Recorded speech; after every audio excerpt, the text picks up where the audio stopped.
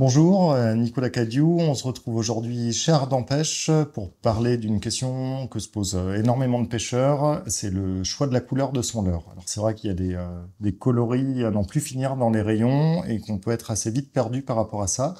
C'est un sujet qui fait débat au sein des pêcheurs. Il y en a qui croient peu à l'importance de la couleur, d'autres qui y croient énormément. Je fais plutôt partie de ceux pour qui c'est vraiment un critère assez déterminant dans la réussite de ces pêches.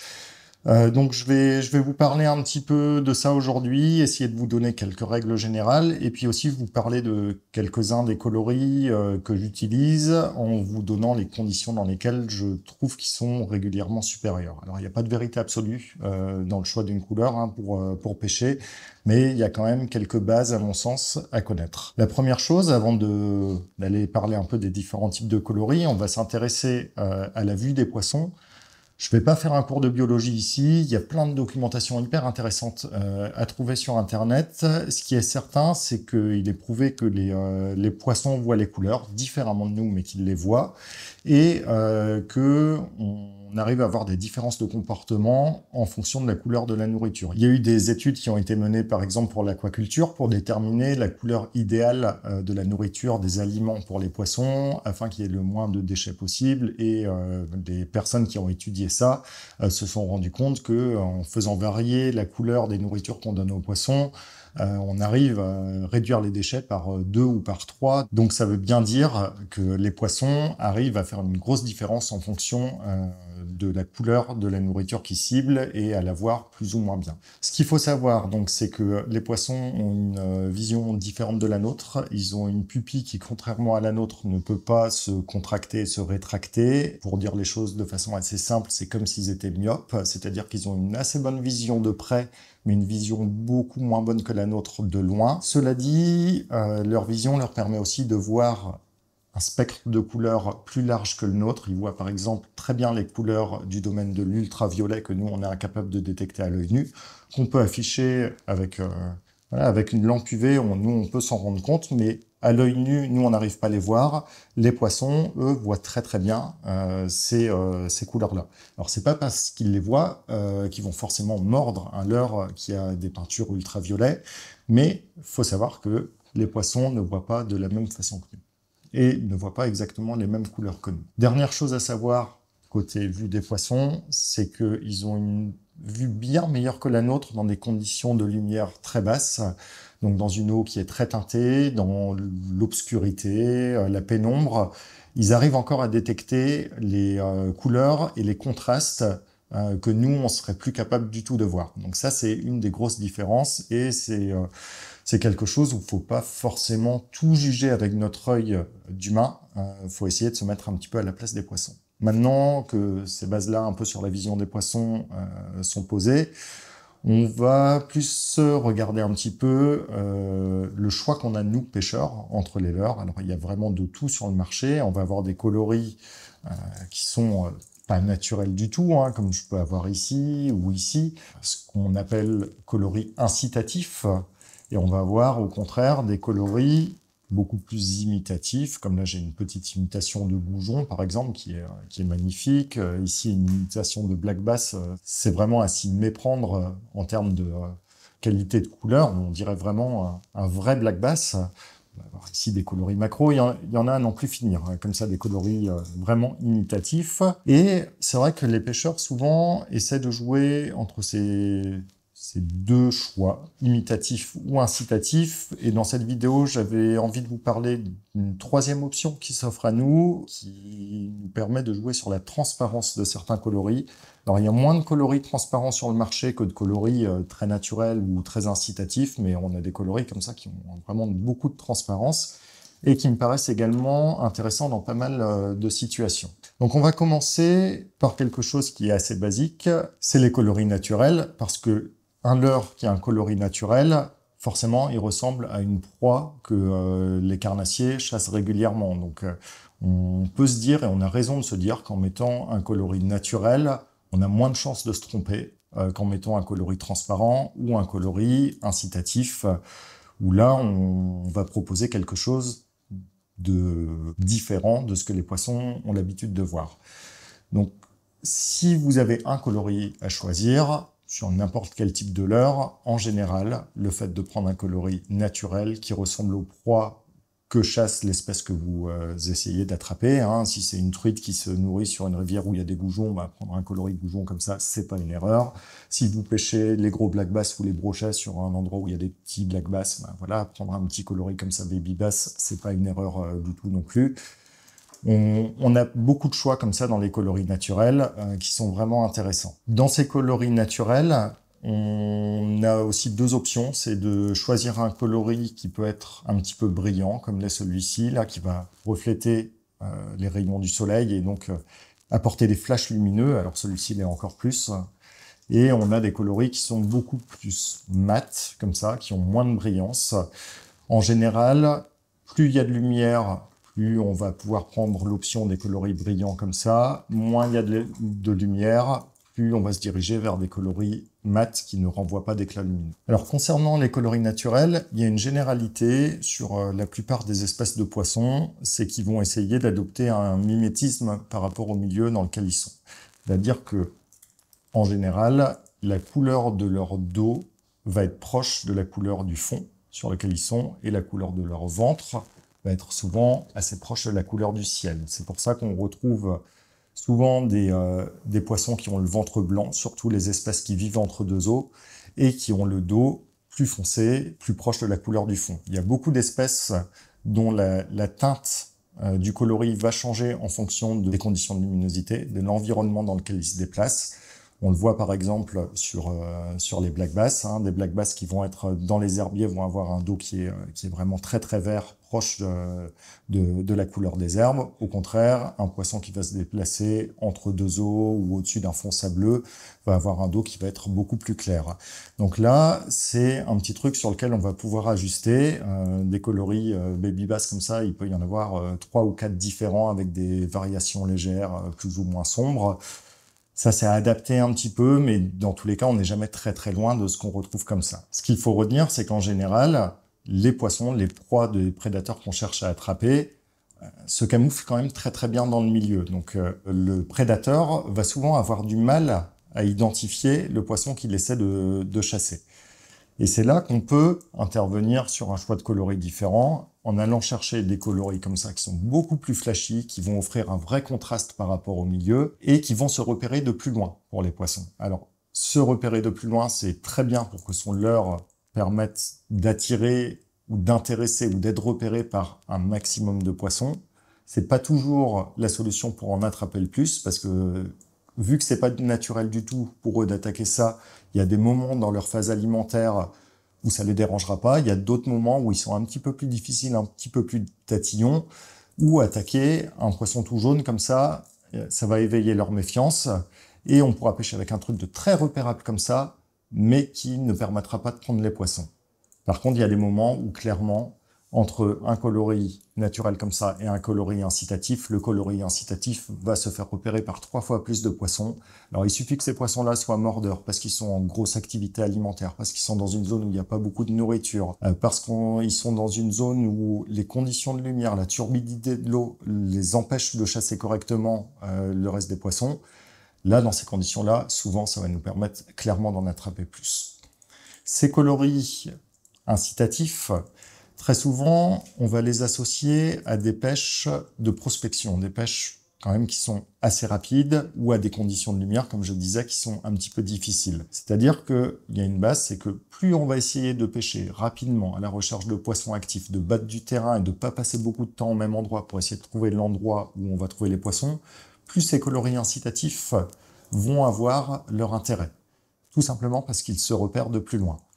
Souvent, on va associer ça à d'autres signaux qui se repèrent de loin aussi, des signaux vibratoires. Là, par exemple, je suis sur un vibration, donc un leurre qui nage en émettant énormément de vibrations dans l'eau. Donc là, la combinaison des grosses vibrations qu'il émet, plus de la couleur très visible, nous assure qu'il va être repéré très rapidement par les prédateurs. Au contraire, les coloris naturels, souvent, on va plus les associer à des pêches un petit peu plus lentes, à des pêches de poissons un petit peu plus difficiles et à des stratégies de pêche où on va insister un petit peu plus longtemps sur les milieux. Encore une fois, c'est pas une règle générale, hein. Vous arriverez à déclencher des poissons en pêchant très rapidement avec des coloris naturels, et vous arriverez à attraper du poisson aussi en pêchant lentement avec des coloris incitatifs. Mais il y a quand même quelque chose qui se dégage. Dans les pêches de prospection, les coloris incitatifs, normalement, ils ont quand même une place intéressante dans les boîtes, et au contraire, dans les pêches un petit peu plus fines, les coloris naturels doivent prendre une place un peu plus importante. La dernière chose dont je vous parlais tout à l'heure, c'était la transparence des leurres. Donc on a des leurres qui sont très transparents, comme ça, qui vont nous permettre autre chose. J'en ai pris un autre ici aussi, qui est transparent uniquement sur le dos. Là, il a le ventre qui est bien visible, mais le dos qui ne l'est pas. Ces coloris-là, ils vont nous permettre de jouer sur autre chose. Dans ce cas-là, là, en gros, la moitié du leurre est très visible et l'autre ne l'est pas. Ça va nous permettre de réduire la taille de la proie qu'on propose au bar, de la proie qu'il va avoir. Donc, ça nous permet de pêcher avec un leurre qui est assez lourd, qu'on va réussir à lancer assez loin, mais de proposer visuellement une proie qui semble plus petite que ce qu'on lance réellement. Il y a des conditions où les poissons se nourrissent de petits alevins, de petites choses comme ça, où ça, c'est hyper intéressant. Ici, on n'est pas sur le même profil. Là, on a presque tout le leurre qui est transparent. Là, on va plutôt essayer de jouer sur le fait de provoquer quelque chose chez le poisson, c'est qu'il n'arrive pas bien à trouver où est le leurre. Il le sent vibrer, il sent les vibrations dans sa ligne latérale, il le voit, il le perd de vue, il le voit, il le perd de vue. Et il y a des situations où dans ces cas-là, quand on arrive vraiment à jouer là-dessus, on arrive à provoquer l'attaque des poissons qui, sur des coloris plus naturels comme ça, voire incitatifs, n'attaqueraient pas du tout. Souvent, ce qui m'amène à pêcher avec ces coloris-là, c'est quand je pêche avec des coloris plus naturels, que j'ai un suivi, deux suivis, trois suivis, j'arrive pas. Je fais changer les coloris un peu, je sais qu'il y a du poisson sur zone, mais j'arrive pas à les déclencher. Très souvent, dans ces cas-là, en passant sur un leurre avec une base transparente comme ça, on arrive à déclencher les attaques. Souvent, c'est des jours où il y a une lumière qui est haute, des eaux qui sont assez claires, et des poissons qui ont bien mangé à la cantine, voilà, qui ont toute la nourriture à profusion sur la zone. Et là, on va juste essayer de déclencher le réflexe de l'attaque. Et ces coloris transparents-là, moi, j'adore les associer à des pêches assez rapides, justement pour jouer vraiment sur cette obligation pour le poisson d'attaquer tout de suite. C'est-à-dire, il sait qu'il y a une proie qui est par là, il la voit, elle disparaît, il la revoit, et il déclenche l'attaque à ce moment-là. C'est impossible à faire sur un leurre plus classique. Dans 5% des cas, ça va me servir, ça va me permettre de faire des pêches vraiment superbes, et ça va surtout débloquer des jours où la pêche est hyper compliquée et permettre de réaliser des captures et puis d'enchaîner les poissons. Mais c'est pas les leurres que j'utilise au quotidien et dans la plupart des situations. Dans tous les cas, ça vaut le coup d'en avoir dans la boîte, surtout si vous pêchez des eaux claires et des poissons qui de temps en temps sont sur des zones où ils sont gavés, où il y a énormément de nourriture. Donc si je peux résumer un petit peu ma mécanique de choix, dans les grandes lignes, le coloris naturel, vous ne prenez pas énormément de risques. Les coloris incitatifs, quand vous voulez trancher avec une eau qui est vraiment sale, par exemple, ou avec des conditions de lumière qui sont un petit peu difficiles, quand vous voulez pêcher très vite et attirer l'attention d'un maximum de poissons en espérant qu'ils soient actifs et que ça déclenche des attaques, les coloris incitatifs sont hyper intéressants. Et au contraire, quand vous êtes en présence de poissons qui suivent, qui font les curieux mais qui déclenchent pas les attaques, souvent utiliser des coloris comme ça avec des grosses bases de transparence qui vont justement pas réussir à bien repérer pour jouer sur les réflexes et puis faire en sorte qu'ils le voient une fois, qu'ils le perdent de vue et puis que la fois d'après, soit ils déclenchent l'attaque, soit ils le perdent. C'est une bonne option aussi. Donc sur vos leurres références, ceux que vous adorez, on peut avoir un peu un mix de ces différents coloris-là. Les coloris transparents, il n'y a pas besoin d'en avoir 15 dans la boîte. En avoir un ou deux de base transparente, normalement, c'est suffisant. Les naturels, vous vous plantez pas, ils vont être utiles hyper souvent. Et si vous aimez les pêches vraiment très actives et puis dérouler de la bordure et puis peigner un maximum de terrain, là, vous allez vous retrouver quand même souvent sur les coloris incitatifs. Donc là, bon, j'ai pris des bases jaunes parce que je les adore, mais il y a des bases orange, Fire Tiger, il y a plein de choses qui existent. Là, c'est à l'infini aussi, mais ça vaut le coup d'en avoir quelques-uns dans les boîtes aussi, si vous voulez vraiment vous adresser à ces pêches-là très dynamiques et puis à chercher les poissons vraiment actifs. Donc on va passer maintenant à quelques exemples concrets d'utilisation, des coloris que moi j'aime utiliser dans des conditions vraiment précises. Je vais vous montrer tout ça et on va commencer par un type de coloris avec des ventres comme ça qui sont rouges, orangés ou rosés, comme j'en ai deux ici, très différents l'un de l'autre. Alors là, c'est des poissons nageurs, mais ça aurait pu être des leurres souples également. Ces coloris-là, moi je les adore dans pas mal de situations. C'est rarement des très très grosses ventes, alors peut-être un petit peu plus chez les pêcheurs de truites que chez les autres pêcheurs, mais moi il y a une situation en particulier où j'aime bien les utiliser, c'est quand on est en présence d'eau qui est très oxygénée et surtout de mousse ou d'écume à la surface de l'eau. Typiquement, voilà, là un petit ryuki comme ça, avec un coloris très naturel sur les flancs, un dos naturel mais un ventre orange, bah, quand on le passe entre deux eaux dans une zone là qui est bien brassée, où il y a des bulles en surface, où il y a beaucoup de courant, en fait, le ventre rouge, il va vraiment faire un gros contraste par rapport à la surface et il va se faire repérer vraiment de loin dans des zones où, normalement, dans beaucoup de cas, quand les poissons sont présents dans ces zones-là, ils sont présents pour s'alimenter. Donc, on est en face de poissons assez agressifs, normalement. Donc là, on va jouer vraiment sur cette couleur-là pour que les poissons qui se positionnent sous le leurre le repèrent.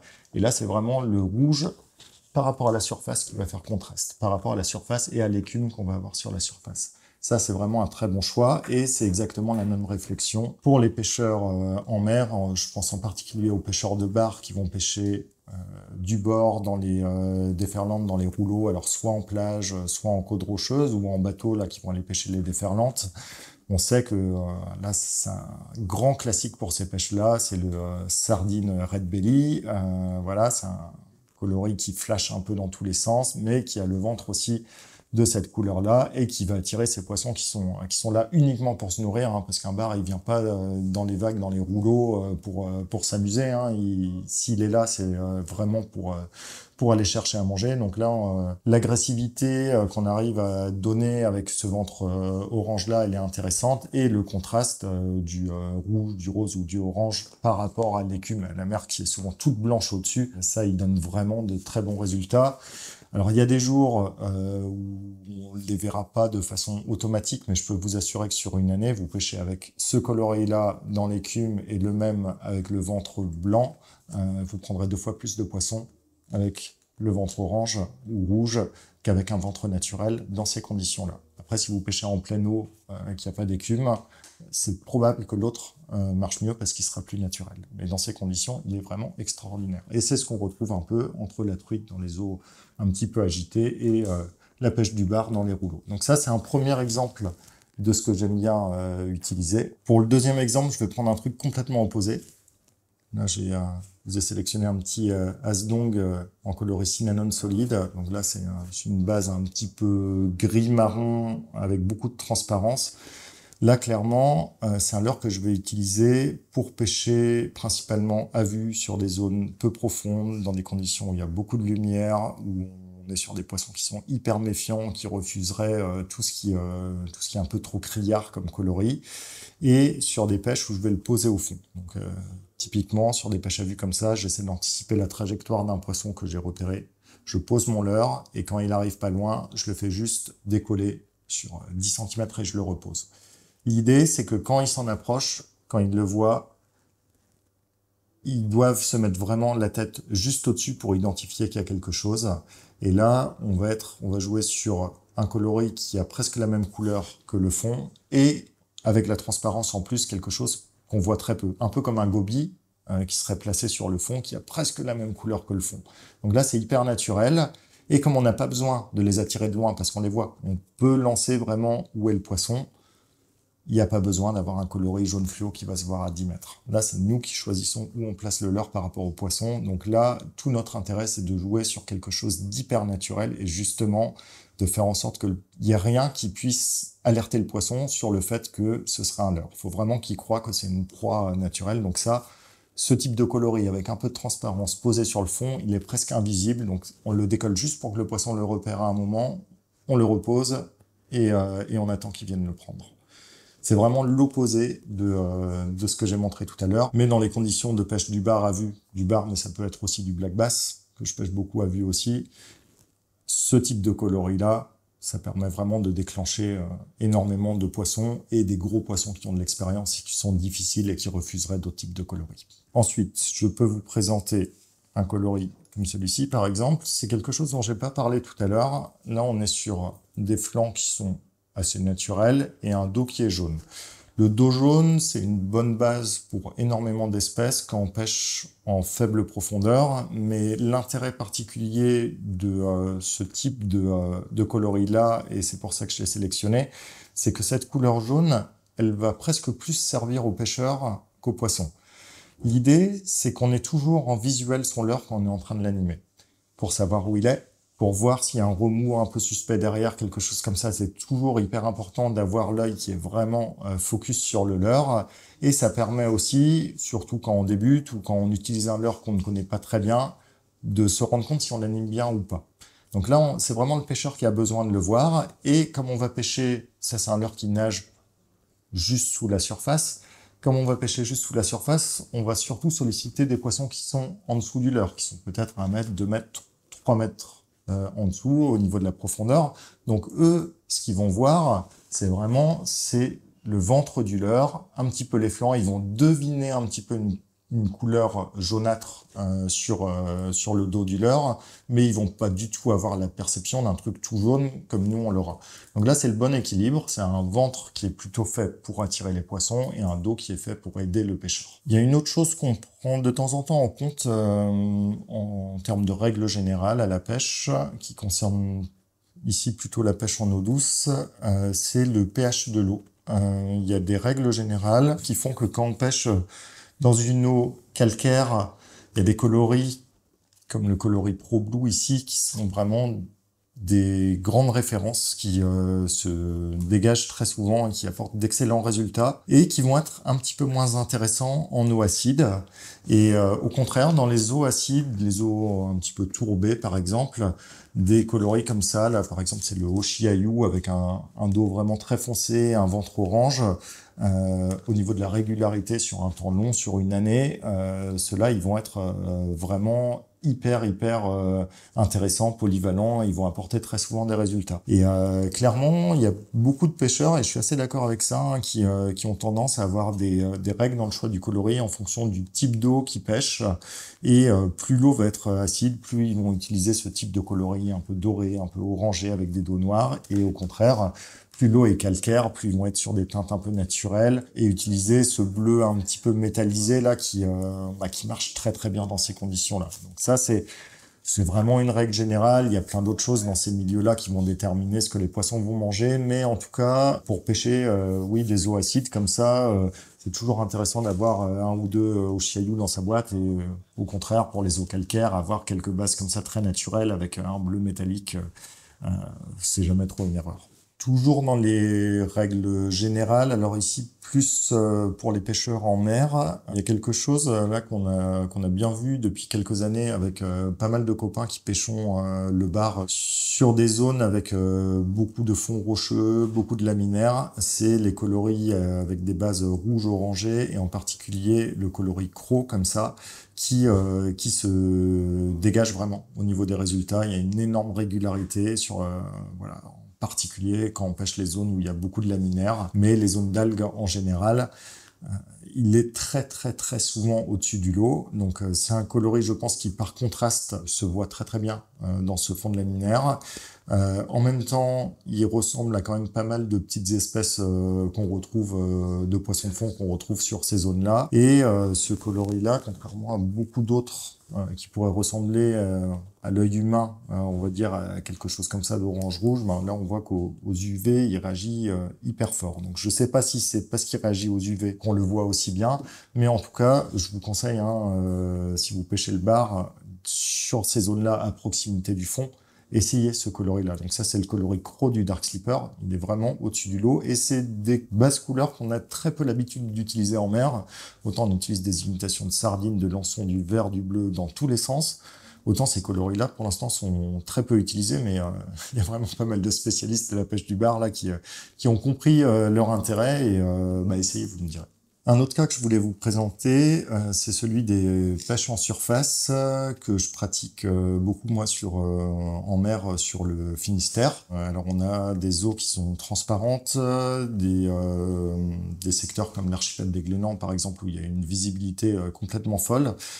Donc on a des poissons qui arrivent à monter d'assez loin et qui ont l'habitude de vraiment se déplacer pour aller chasser. Et j'aime bien pêcher dans pas mal d'eau avec un leurre de surface qui fait vraiment du bruit, qui se fait repérer d'abord par le côté bruyant et vibratoire, et que les poissons vont voir un petit peu au dernier moment, parce que là j'ai un leurre qui a quand même beaucoup de transparence. Là c'est le coloris Ghost Lançon.